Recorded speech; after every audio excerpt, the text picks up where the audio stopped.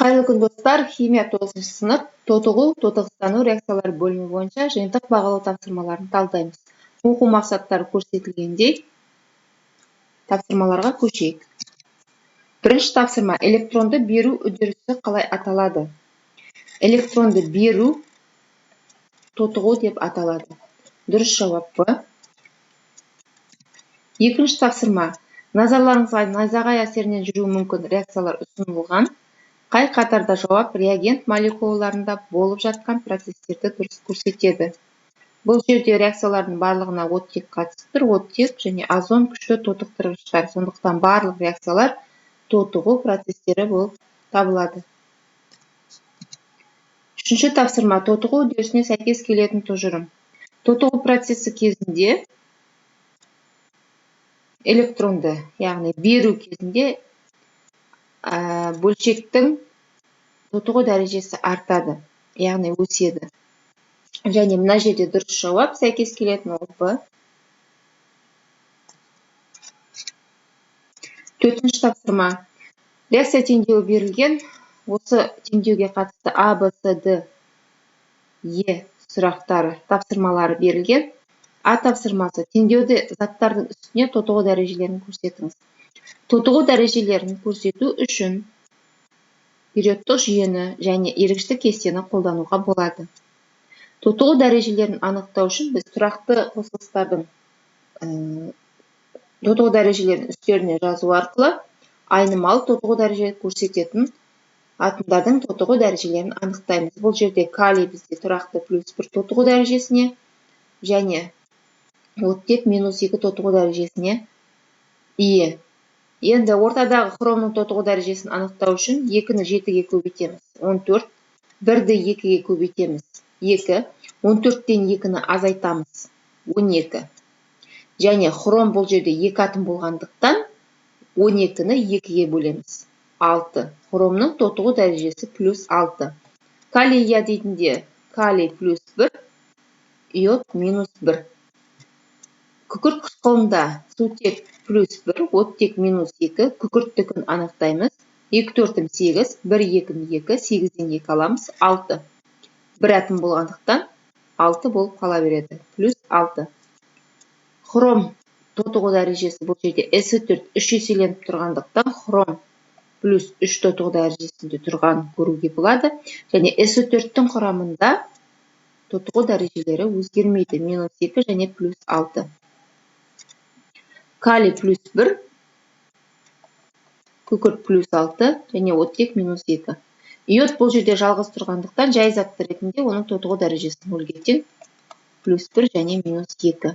Енді тотығу дәрежесі өзгерген элементтердің астарын сызамыз. Ол хром +6-дан +3-ге дейін өзгерді. Және иод -2-ден 0-ге дейін өзгерді.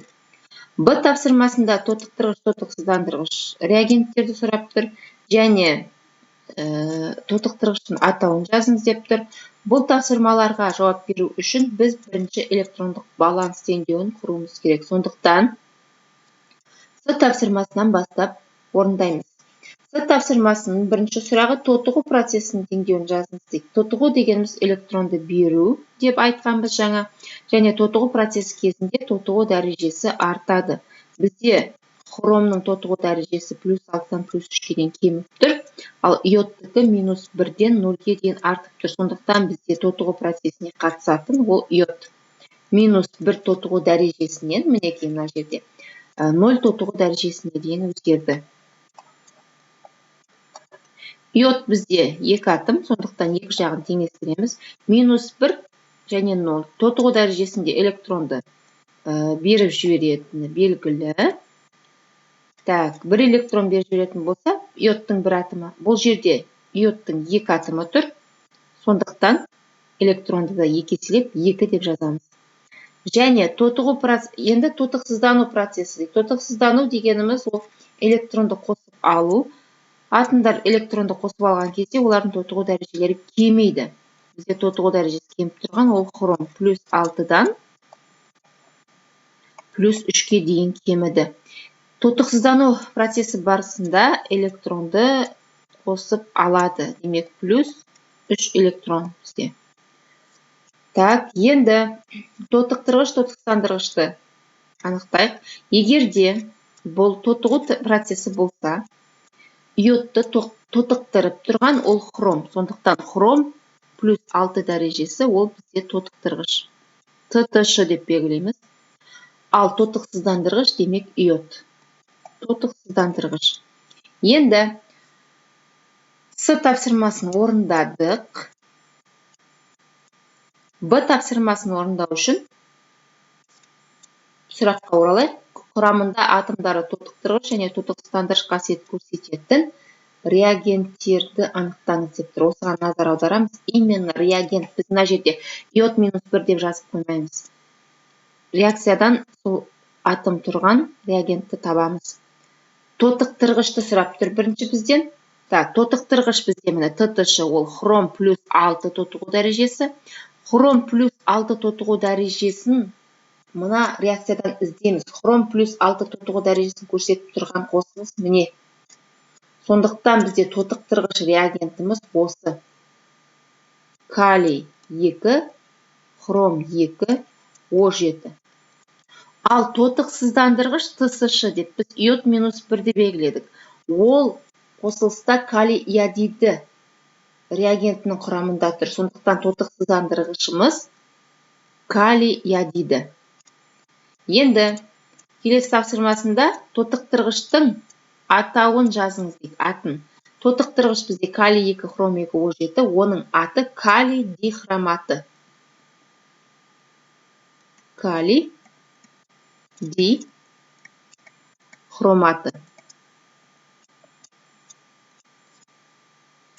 Сонымен А, Б, С тапсырмалары орындалды. Д мен Еге оралайық. Д тапсырмасы тотығу тотықсыздану процесінің теңдеулерін қолдана отырып, реакцияның молекулалық теңдеуін теңестіріңіз дейді. Мен мына реакцияны жазып қойдым. Сіздер де осылай жазып қоясыздар. Осы жерге реакцияны және теңестіру үшін біз алдыңғы С тапсырмасына қайтадан оралайық. Электрондық балансты қолданып, біз коэффициенттерді анықтап алайық.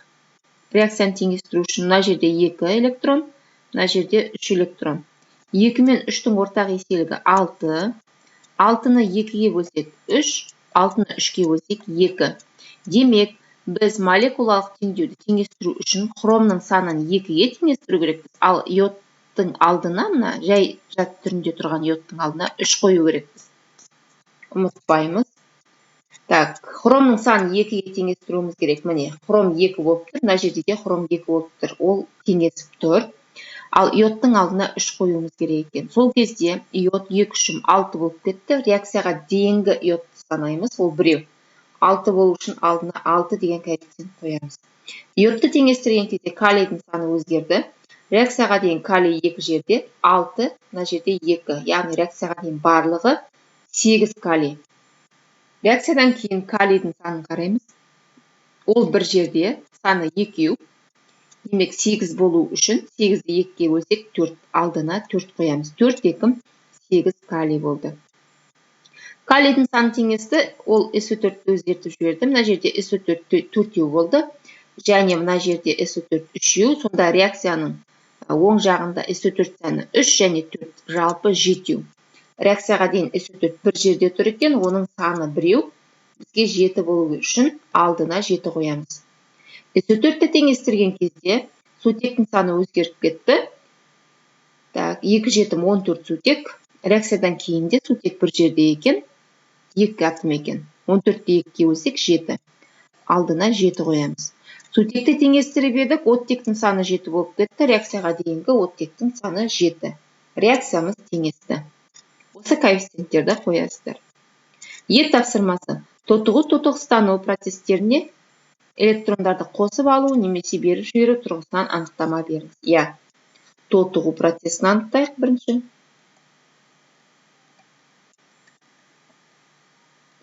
Тотығу беру деп жаттаймыз. Тотығу дегеніміз электронды беру. Электрон таңбасын саламын.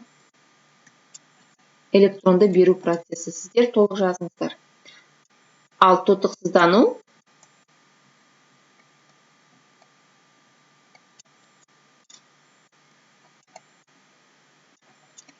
тотығу процесі бар жерде тотықсыздану процесі бірге жүреді міндетті түрде. Демек, электронды беруші бар болса, электронды алушы бар.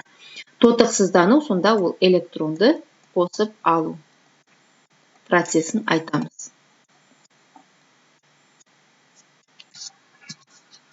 Бесінші тапсырма, төменде хром 2 оксидінің айналымы көрсетілген. Міне суретте кестені толтырыңыз дейді. Кестеде В нұсқасы бізде мысал ретінде көрсетілген, қалай толтыру керек екен. Бұнда негізгі беріліп тұрған бізде хром О, хромның эквивалентті оксиді, және бұл жерде хромның тотығу дәрежесі +2 болып тұр. Бізге В үлгі ретінде берілген, қарайық. -2, оттекті білеміз 2,6. Бұл жерде хром +6 тотығу дәрежесіне дейін өзгерді. Міне, сонда өзгерістерін көрсеткен хром +2-ден +6-ға дейін өзгерді. Тотығу дәрежесі артып жатыр, демек электронды берген тотығу процесі деп. Дәл осылай қалғандарын анықтаймыз. А хромға дейін өзгерген 0 тотығу дәрежесі мына жерде. Демек хром +2-ден 0-ге дейін өзгерді. Жазамыз өзгерістерді. Хром +2-ден өзгерді 0-ге дейін. Тотығу дәрежесі кеміді, демек қосып алды. 2 электрон. Электронды қосып алу процесі тотықсыздану.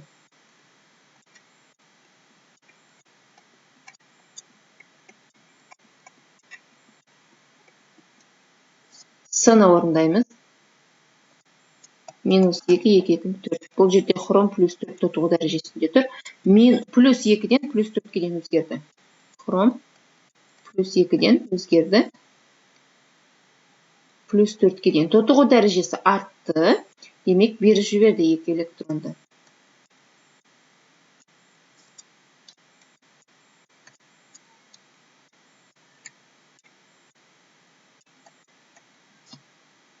Электронды беру тотығу процесі деп аталады. Д-ны орындаймыз. Так, -2, 2,6, 6-ны 2-ге бөлеміз 3. Бұл жерде хром +3 тотығу дәрежесінде тұр. Демек, өзгерді хром +2-ден хром +3-ге дейін. Тотығу дәрежесі артты, тағы да электронды берді. Бір электрон беріп жүрген екен. Электронды беру процесі тотығу деп аталады. Келесі тапсырмасы, хром қай үдерісте хром оксиді тотықтырғыш қасиет көрсетеді дейді. Тотықсыздану процесі болса, демек ол тотықтырғыш қасиетін көрсетіп тұр. Дұрыс жауабы А болу керек. Мына А болу керек. Бұл А бізде Д жауабында тұр. Содан шатыспаймыз. Келесі тапсырма, хром 3 оксидіндегі хромның тотығу дәрежесі аралық мәнге ие болғандықтан тотықтырғыш та тотықсыздандырғыш та бола алады. Қандай қасиет көрсетіп тұр деді. Тотығу дәрежесі өзгерген элементтердің асын сызайық. Бізде мына жерде -2, 2,6, 6-ны 2-ге бөлеміз 3. Хром +3 тотығу дәрежесін көрсетіп тұр, және мына жердегі хромның тотығу дәрежесін анықтайық. -2 +1, 2, 4, 8, 1, 2, 2, 8-ден 2 аламыз 6, +6-ға дейін өзгерген екен. Және бізде NO2 деп азот тұр мына жерде. Азоттың тотығу дәрежелерін қарайық. Екінші -2 және +1, 2,6, 1,1, +5 тотығу дәрежесінде тұр азот. NO2 болып кеткен кезде ол 2,4 және 1, +3 тотығу дәрежесіне дейін өзгерген екен. Так, осы өзгерістерді сызу арқылы мына жерге черновикке сызуға болады. Тотықтырғыш, тотықсыздандырғышты қосылыстың формуласын анықтау үшін электрондық баланс жасайық. Хром +3 тотығу дәрежеден өзгерді, +6 тотығу дәрежеде дейін. Тотығу дәрежесі артты, демек беріп жіберді 3 электронды. Так, электронды беру ол тотығу. Ал азот +5 тотығу дәрежесінен +3-ге дейін өзгерді. Тотығу дәрежесі кеміді, демек 2 электронды қосып алды. Электронды қосып алу тотықсыздану. Так, тотығу болса, оны тотықтырып тұрған тотықтырғыш ТТШ, ол азот, тотықсыздандырғыш хром екен. Так, азот +5 тотығу дәрежесінде тұрған реагент ол натрий NO3. Міне, осы натрий NO3 демек тотықтырғыш. Натрий NO3. Ал тотықсыздандырғыш ретінде хром плюс 3 тотығу дәрежесі тұр. Ол бізде хром 3 оксидінің құрамында. Демек, хром 3 оксиді, хром 2O3 бізде тотықсыздандырғыш реагент. Төменде хром 3 оксидінің химиялық қасиеті көрсетілген тоту-тостау реакцияларын анықтаңыз. Қай реакция тоту-тостау реакциясына жатады, соны белгілеуіміз керек. Так, минус 2, 2 үшім 6, 6 2 өлем 3 плюс 3-те тұр. Так, минус 1, 1 1, 1 үшім 3 плюс 3. Так, плюс 3, плюс 3 өзгерген жоқ. Тоту-тостану реакциясына жатпайды. Хром 2 үшім 6, так, плюс 3-те тұр мына жерде. Так, мына жерде 0, жай зат күйінде 0 өзгеріп кетті. Тоту-тостану реакциясына жатады. В жауабы. Так, хром плюс 3-те тұр. Және мына жерді анықтайық. Минус 2, 2 4-ім 8, 1 2-ім 2, 8-ден 2 аламыз 6, плюс 6-ға дейін өзгеріп кетті мына тотығу дәрежесі хромның. Сондықтан тотығу дәрежесі өзгерсе, онда тоту-тостау реакциясына жатады. С жауабы да жатады. Так, хром плюс 3-тен минус 2 плюс 1, 2 2-ім 4, 4-тен 1 алам, 3 плюс 3 жоқ. Мында өзгерген жоқ, плюс 3 болып қала берді. Демек, дұрыс жауабы сонда Б және С. Мінекей достар, барлығы, осы тапсырмалардың барлығына 20 балл беріледі екен. Назарларыңызға рахмет, сіздерге сәттілік тілеймін.